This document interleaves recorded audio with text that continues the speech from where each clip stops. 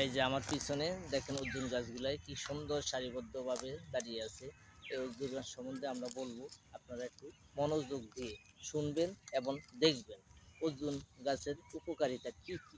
ঠিক আছে, আপনারা দেখেন। এই যে আমি পিছনে ক্যামেরা দিয়ে আপনাদের দেখাচ্ছি অর্জুন গাছের সারিগুলো। এই দেখেন অনেক সুন্দর করে সারিবদ্ধ করে গাছগুলো লাগাইছে, দেখছেন কত সুন্দর করে লাগাইছে গাছগুলো সারিবদ্ধ করে একবারে নিচুম স্থান। গাছগুলা মূলত এগুলি হলো ঔষধি গাছ।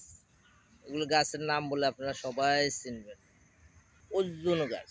অর্জুন অর্জুনের ছাল দিয়ে কিন্তু অনেক কবিরাজি ওষুধ তৈরি হয়, অনেক উপকারিতা এই অর্জুন গাছের ছালগুলাই। ঠিক আছে, এগুলি আসলে আমরা আমাদের দেশে সচরাচর খুব কমে হয়, সরকারিভাবে লাগায় রাস্তার পাশে।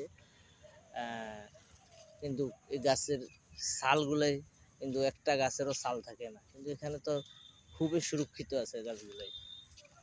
এটা হলো অর্জুন গাছ। অর্জুন গাছের ছাল দিয়া অনেক ধরনের ওষুধ তৈরি করা হয়, অনেক রোগের ওষুধ।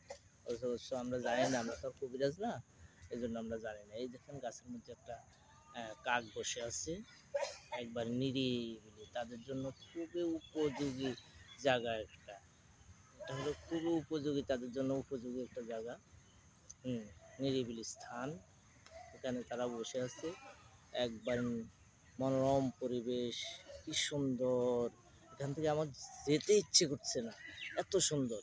এই যে আমাদের ডাক্তার আশিস মজুমদার, উনিও আসছে এখানে, দেখছেন, উনিও আসছে এখানে।